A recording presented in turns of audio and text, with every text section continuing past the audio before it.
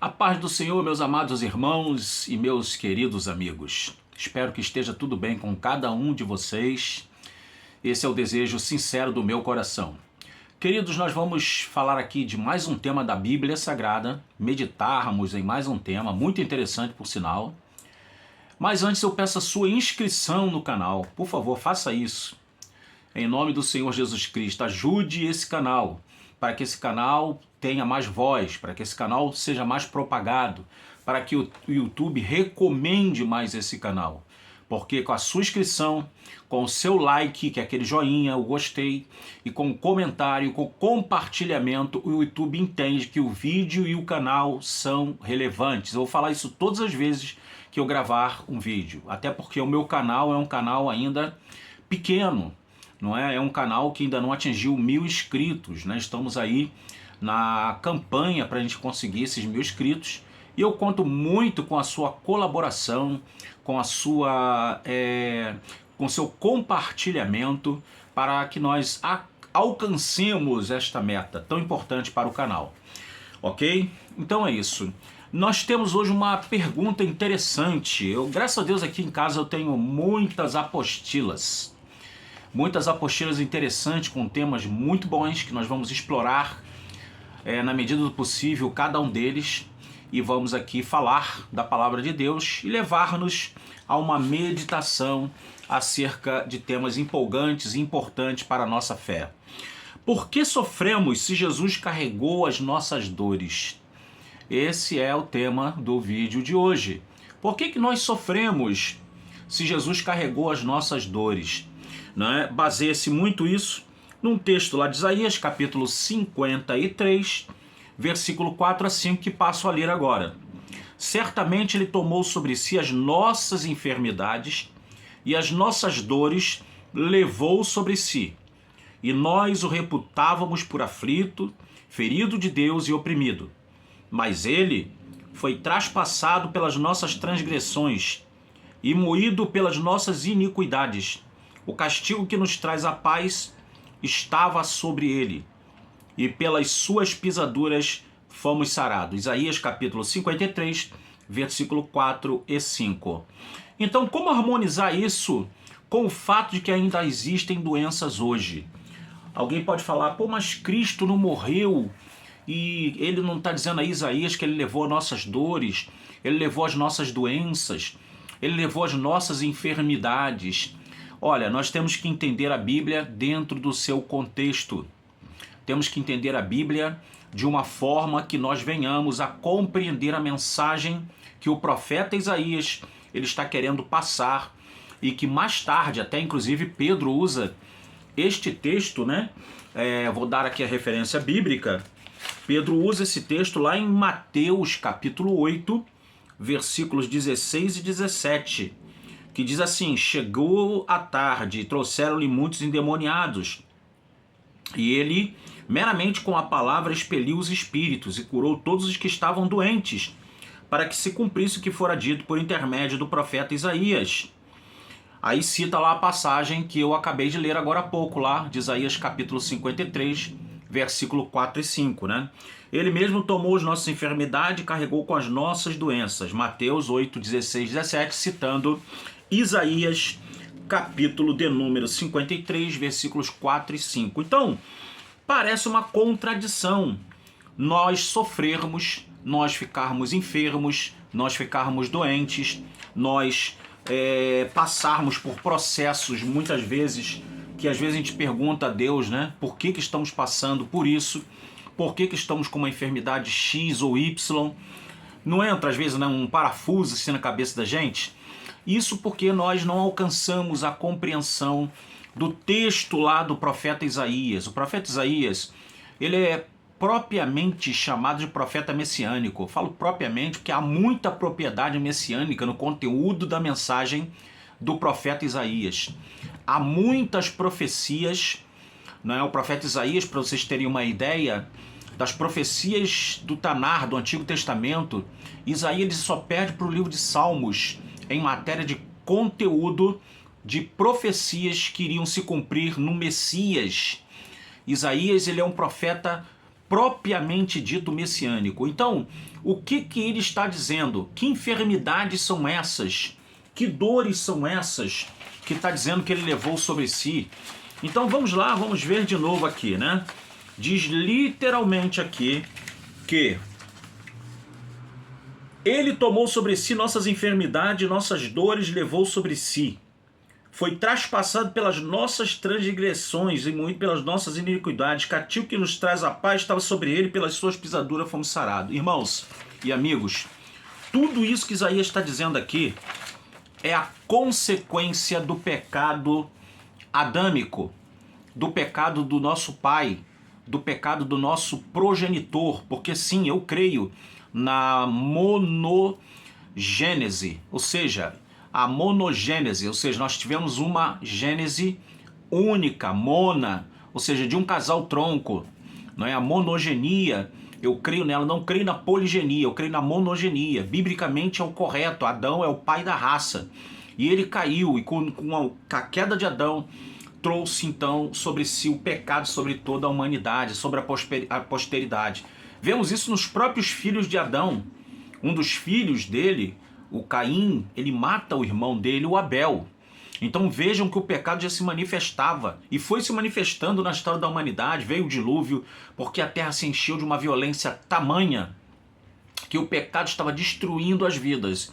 Então o que o profeta Isaías está dizendo acerca destas enfermidades, dessas doenças, desses males, dessas iniquidades, isso ele está falando da obra que o Messias ia fazer. O Messias ia fazer uma obra gloriosa com a implantação do reino de Deus. E aquilo que ele diz lá não está em contradição. O que ele escreve lá no seu evangelho, no capítulo de número 8, versículo 16 e 17, não está em contradição. Porque mesmo quando Jesus morreu e ressuscitou, pessoas continuaram a ficar doentes e continuam a ficar doentes. Bons servos de Deus, piedosos, e mulheres de Deus piedosas ficam doentes. Quantos homens de Deus morrem com câncer, morrem com um ataque cardíaco? Então não era para ter mais ninguém doente. Queridos, Paulo diz em Romanos capítulo 6, versículo 23, o seguinte: porque o salário do pecado é a morte, mas o dom gratuito de Deus é a vida eterna por Cristo Jesus nosso Senhor. Então vejam, o que Jesus levou sobre ele, o que ele levou sobre si, as dores que ele leva sobre si, o castigo que ele recebe é para nos dar a paz de Deus, para nos dar principalmente a vida eterna. Ah, pastor Ricardo, o senhor não crê em cura divina? O senhor não crê que Jesus cura ainda hoje? Ou o senhor pensa que Jesus só curou naquela época? Olha, eu creio em milagres, eu creio em cura. Eu já assisti, já presenciei, eu mesmo já orei por várias pessoas e pela graça e glória e honra do nome do Senhor Jesus Cristo, pelo poder desse nome, pessoas ficaram curadas das suas doenças, das suas enfermidades. Eu vi, fui testemunha e fui o canal, o instrumento que Deus usou para realizar. E vi outros servos de Deus operarem grandes portentos e milagres verdadeiros, não embustes, com o poder que há no nome de Jesus. Então Jesus continua curando. Isso são manifestações da sua simpatia, do seu amor que ele tem para com nós, conosco. E ao ver o nosso sofrimento, ele se compadece de nós e ele age em favor de nós. Então, prioritariamente, o que Isaías está querendo dizer não é que todo mundo ia ficar curado, que a morte do Messias iria trazer cura instantânea para todos. O próprio apóstolo Paulo tem um texto que eu vou ler para vocês aqui, ou vou deixar a citação para o vídeo não ficar tão longo, em Gálatas capítulo de número 4, versículo de número 13 em diante, diz assim: e vós sabeis que primeiro vos anunciei o evangelho estando em fraqueza de carne. Essa fraqueza de carne aqui dá a entender que Paulo estava com algum tipo de doença. Tá? E não rejeitaste-me, nem me desprezastes. Isso que era uma tentação que estava na minha carne, antes vocês me receberam como um anjo de Deus, como Jesus Cristo mesmo. Então vejam, e diz mais, qual é logo a vossa bem-aventurança? Porque vos dou testemunho de que, se fosse possível, vocês arrancariam os seus olhos e modaríeis. Me daria, né? Me dariam os olhos. Então vejam o amor dos Gálatas em um momento de dificuldade de Paulo. Em um momento que Paulo relata aqui que ele, na primeira vez que esteve ali, esteve em fraqueza de carne, ou seja, com algum tipo de doença. Paulo, o apóstolo de Cristo.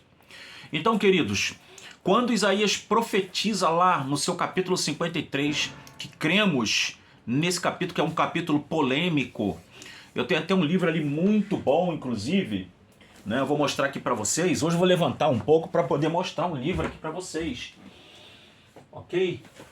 Tem um livro aqui excelente. Eu aconselho vocês comprarem, tá? O Servo Sofredor, tá? É um livro até bem grosso, com muitas páginas.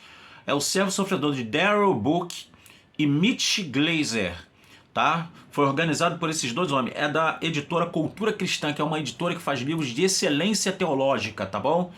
Não ganho nada para anunciar, mas eu tenho que anunciar. E esse livro ele vai falar do servo sofredor, a interpretação de Isaías 53 na teologia judaica e na teologia cristã. Então veja que ele não vai só enfocar Isaías 53 teologicamente pelo ponto de vista de viés cristão, mas ele vai enfocar pelo ponto de vista do viés judaico também. Ótimo esse livro. Então, há realmente uma tendência de alguns judeus dizerem que ali Isaías 53 é Israel, mas muitos judeus piedosos e até ortodoxos criam que ali era uma palavra que ela fala do Messias prometido, que teria que sofrer, o Messias sofredor, o Messias que iria dar a vida dele para a redenção, não somente para uma libertação terrena, humana, geopolítica, mas para uma libertação espiritual, acima de tudo. E quando Mateus anuncia lá e cita Isaías, é como se Mateus estivesse dizendo assim, parafraseando, tá bom? Interpretando para você. É como se Mateus estivesse dizendo, olha, o reino de Deus está sendo ou foi implementado, foi implantado. Então Jesus, quando curava, libertava, expulsava espíritos malignos, era uma forma de mostrar que o reino de Deus chegou e chegou para ficar. E um dia, Jesus Cristo, ele vai voltar de novo, ele vai ressuscitar aqueles que morreram e vai arrebatar aqueles que estiverem vivos na sua vinda.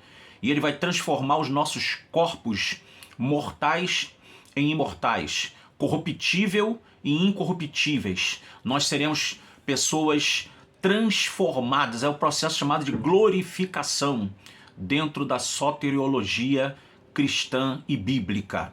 Então, nós aguardamos esse dia com o coração esperançoso e aguardando essa bem-aventurança. Então é isso.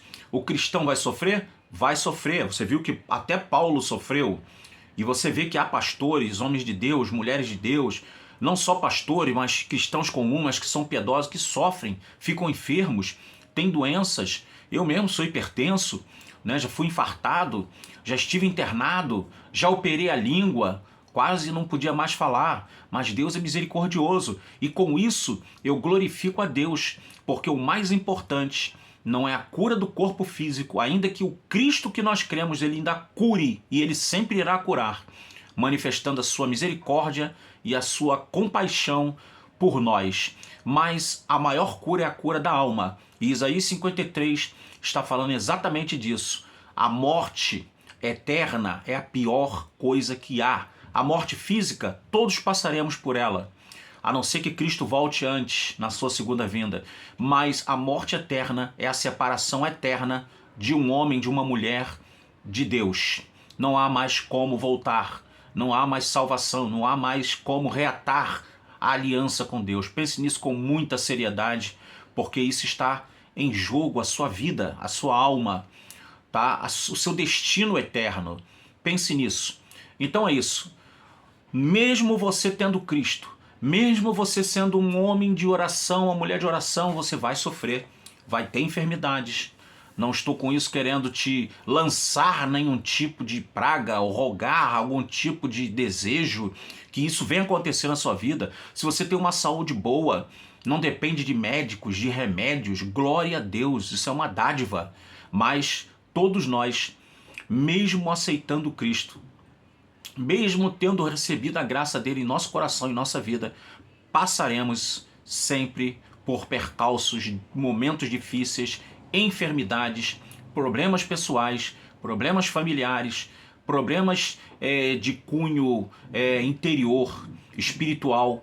Todos nós vamos passar por isso. Mas o que importa é que Jesus levou sobre si toda a iniquidade, ele levou sobre si todo o nosso pecado. E se crermos nesse sacrifício que ele fez por nós, nós estamos salvos. Literalmente falando, sem nenhuma dúvida, como 2 e 2 são 4, ok? É isso. Espero que você tenha gostado aí dessa explicação, ainda que breve, mas uma explicação contextualizada dentro daquilo que as Escrituras de fato querem dizer. Amém? Oremos. Querido e eterno Deus, damos-te graça por mais esta palavra que conseguimos gravar aqui, mesmo após um dia cansativo, de pegar ônibus, de cansaço, mas deste-nos aqui fluidez na palavra, no pensamento, a fim de que pudéssemos gravar esse vídeo abençoador para teus filhos e filhas e todos os inscritos deste canal abençoado que o Senhor tocou no coração de alguém algum dia para fazer esse canal. E eu louvo a Deus por ti. Eu te louvo, Senhor Deus, por isso. Portanto, abençoa cada vida, cada coração, cada família, em nome de Jesus. Amém. Até o próximo vídeo, amados. Que a Shalom do Todo-Poderoso, a paz do Todo-Poderoso esteja na sua vida hoje e sempre. Fiquem com Deus.